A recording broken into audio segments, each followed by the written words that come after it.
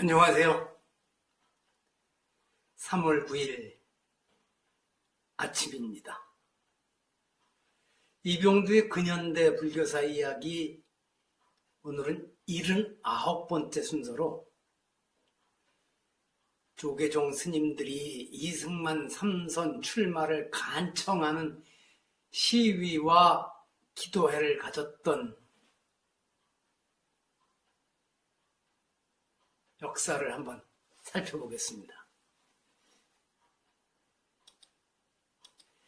1948년 제헌의회에서 대한민국 초대 대통령으로 선출된 이승만은 자신이 민주국가의 행정수반이라기보다는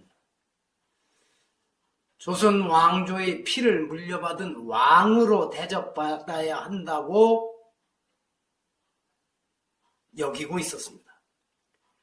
국회에서 이루어지는 선거에서는 대통령 재임 가능성이 낮아지자 직선제 개헌을 추진하였다가 1952년 1월 국회에서 부결되자 애국단체 연합회를 비롯한 수많은 관련 단체들의 걸기대회를 유도하여 국회 해산과 총선거를 주장하도록 하였습니다. 참 이런 관제대모가 많았죠.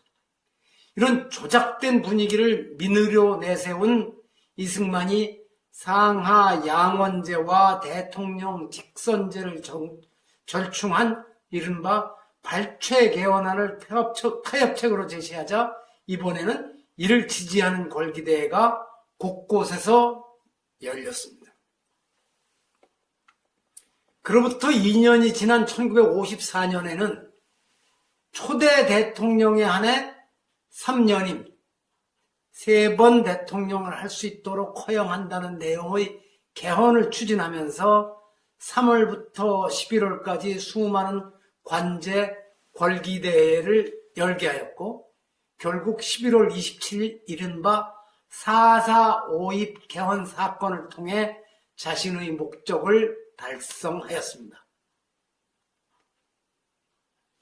개헌선에서 한 표가 모자르는데 산수 시간에 쓰는 4.4.5입법을 적용해서 통과되었다고 한 것입니다. 이때에는 개헌 촉구를 내세우기보다는 남북 협상, 중립, 배격 등 반공을 전면에 내세운 시위가 상황을 주도하도록 하여 개헌에 찬성할 수밖에 없는 분위기를 조성하는 전술을 구사하였습니다. 그런데도 실은 통과선에서 한 표가 모자랐었습니다. 특히 개헌안이 상정된 11월 20일부터 표결이 이루어진 26일 사이에 걸기대회가 집중적으로 개최되었는데 11월 24일 서울 소재 중고등학교 학생 10만여 명과 교원 2천여 명이 서울 운동장에서 개최한 대한민국 주권 수호 학생 걸기대회는 평일인 수요일에 열린 데에다가 교원들이 대거 참여하는 등 정권의 지시에 따른 관제 데모라는 사실을 쉽게 확인할 수 있었습니다. 실은 이승만 정권이 무너지고 난 다음에 초등학교에 입학을 했습니다만 제가 고등학교 3학년 졸업할 때까지 성격은 좀 다르기는 하지만 숱한 관제 데모에 동원되어서 팔을 쳐들며 구호를 외친 적이 있습니다. 그래서 요즘은 없나 모르겠습니다. 이제는 관제 데모가 아니라 또 다른 쪽에서 그렇게 몰고 가는 경향이 있습니다. 이렇게 해서 3선 출마의 길을 확보한 이승만은 막상 1956년 3월 5일 자유당 후보로 추대되자 대통령 선거에 출마하지 않겠다고 선언하고 경찰 등을 이용해 전국에서 집단별, 지역별, 종교별로 이승만 출마 촉구 걸기대회를 열도록 사주하였습니다.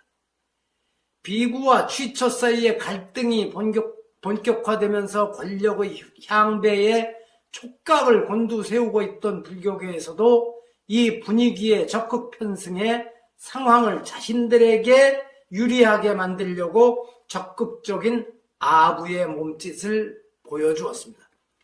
이들은 이승만의 불출마 선언 번복을 요구하면서 1956년 3월 16일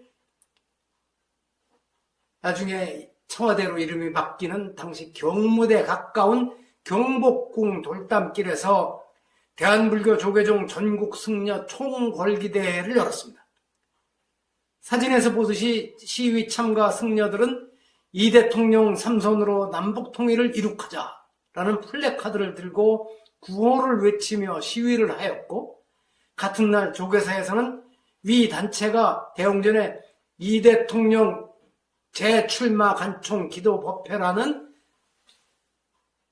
세로로 쓴 현수막을 내걸고 법회를 열었습니다. 참으로 슬픈 우리 역사의 민낯이었습니다. 시위 참가자들 중에는 플래카드를 들고 있는 동자승들과 함께 이름이 잘 알려진 스님들도 보입니다. 이렇게까지 하지 않을 수 없었던 스님들의 심정을 짐작하지만 문제는 그 시정일의 행위를 비판하는 이들까지도 여전히 정권을 비롯한 외부 세력에 기대어 집안 문제를 풀려고 하고 있으니 이것은 스님의 잘못인가? 잘못 배운 후손의 잘못인가? 가슴이 답답합니다. 이제 더 이상 외부 권력에 기대어 무엇인가 얻어내려 하고 권력에 끌려다니는 어리석은 일은 되풀이되지 않기를 간절히 바랍니다. 제가 처음에 이승만 삼선 촉구 시위 기도회 하는 사진을 보면서 분노가 일었었는데 잠시 생각을 가다듬으니 그다음부터는 분노라기보다는 그 상황을 이해하면서 참 안쓰럽다는 생각으로 바뀌었습니다. 물론 그때 그 행위를 결코 동의할 수는 없습니다. 하지만 그럴 수밖에 없었던 사정,